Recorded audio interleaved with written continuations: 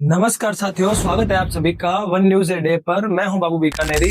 हाल ही में भारत ने अपनी विदेश नीति पर कुछ परिवर्तन किए हैं। ये परिवर्तन की शुरुआत कहां से हुई, इसे समझने के लिए मोदी सरकार 3.0 का जो कार्यकाल है, इसका विश्लेषण जो किया जा रहा है, जो भारत की विदेश नीति को पाकिस्तान की सफलता से नाप कर देखा जा रहा है। भारत की विदेश नीति जहां बीते 2 बार के शासन में प्रधानमंत्री मोदी ने, जयशंकर साहब ने जिस तरह से अंतर्राष्ट्रीय मंचों पर भारत की साख को, भारत के निर्णय हो, भारत के फैसले हो, भारत का जो श्रेय है, उसे जितना लाउड और स्पष्ट तरीके से रखा था, कहीं न कहीं ट्रंप के आने से वो कहीं किसी न किसी प्रकार से धुंधला हुआ है। जी हाँ साथियों, भारत जिस तरह से अपनी विदेश नीतियों को दुनिया भर में अपने हितों को रखता आ रहा था, इसमें कहीं न कहीं कोई न कोई चुनौती फील हुई।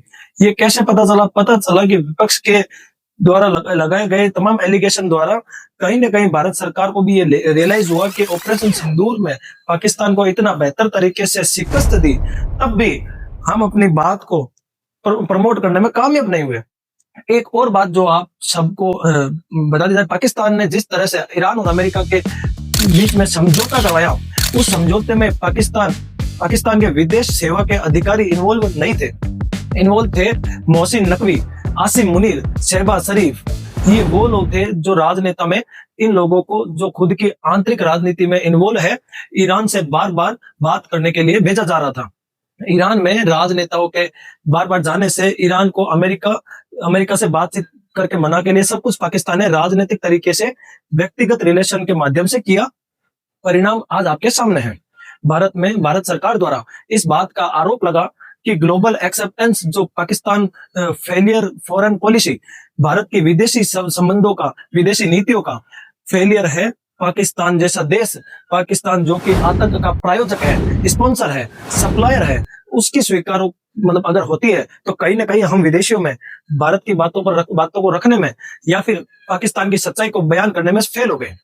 ये फेलियर लगातार अपोजिशन द्वारा डिजास्टर की तरह से ट्वीट किया जा रहा था। सरकार को भी इस पर जवाब देने के लिए कुछ तरीके निकालने के लिए आगे बढ़े। ऐसे में भारत के साथ ट्रंप, जो कि लगातार करप्ट प्रैक्टिसेस के चलते पाकिस्तान का साथ देते जा रहे थे और भारत पर अपनी प्रेशर टेक्निक अपना रहे थे, वो सब लाउडली विजिबल होता जा रहा था।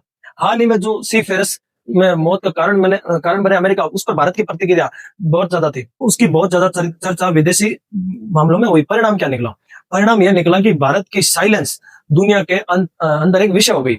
जैसे इजराइल और गाजा का जिस तरह का हाल रहा, उस पर सोनिया गांधी जी की टिप्पणियां, तमाम चीजें ऐसी रही जिससे भारत सरकार को इस सोचने के लिए विवश होना पड़ा कि जो एक्स्ट्रा डिपेंडेंसी ऑन ब्यूरोक्रेसी है, वो कहीं नीतिगत फैसलों पर भारी तो नहीं पड़ रही है। प्रधानमंत्री मोदी लगातार इस बात के लिए जाने गए कि वो ब्यूरोक्रेसी पर बहुत ज्यादा निर्भर करते हैं। राजनेता उनके कार्यकाल में अपने आप को हाशिए पर ही पाते हैं। राजनेताओं का जो कार्यकाल है, वो एक अधिकारी के तरह ही है। फैसले अधिकारी जो उनके साथ जो सेक्रेटरी लेवल पर लेते हैं, वही ले रहे हैं। ब्यूरोक्रेसी का जिस तरह विरोध हुआ, फिर चाहे विदेश सेवा के अधिकारी रहे, जयशंकर साहब रहो, चाहे पेट्रोलियम मंत्री रहो, इसी प्रकार से डोभाल साहब का इतना लंबे पद पर बने रहना, ये सारी वही चीजें हैं जो कहीं ना कहीं ब्यूरोक्रेसी के साइकोलॉजी को प्रधानमंत्री मोदी के साथ अलाइन होता देखते हैं। जी हाँ दोस्तों, इनके असर आने शुरू हुए जब हमारे पड़ोसी उनके साथ, विदेशियों के साथ हाशिए पर चले गए। इसी के साथ भारत में हाल ही में एक परिवर्तन किया। इन तमाम चीजों के बीच में भारत सरकार ने एक कदम, जो कि अल्टीमेट कदम कंसीडर किया जा रहा है, और वो है एक राजनेता का बांग्लादेश में हाई कमिश्नर के रूप में नियुक्ति करके भेजना। जी हाँ साथियों, भारत ने हाल ही में दिनेश त्रिवेदी को अपना प्रतिनिधि, यानी कि high commissioner of India to Bangladesh नियुक्त किया है। मतलब भारत की तरफ से अगर कोई भी बात हमें बांग्लादेश के पीएम तारिक रहमान को पहुंचानी हो, या तारिक रहमान की जो बात है वो भारत में पहुंचानी हो, तो उसके वो सूत्रधार होंगे। भारत का कॉमनवेल्थ देशों के साथ जो रिलेशन है, वो हाई कमिश्नर की तरह से चलता है। पर जो कॉमनवेल्थ कंट्री नहीं रही, वहां पर जो पद होता है वो एम्बेसडर कहलाता है। जी हाँ साथियों, भारत के द्वारा ये उच्च नियुक्त किए गए, उसमें भी एक राजनेता की नियुक्ति बहुत बड़ा सवाल बनकर आती है। अब इस सवाल को आज के सत्र में डिकोड करेंगे, क्योंकि ये सिर्फ एक राजनेता नहीं, अपितु पूर्व कैबिनेट मंत्री रह चुके हैं, ये पूर्व रेल मंत्री रह चुके हैं।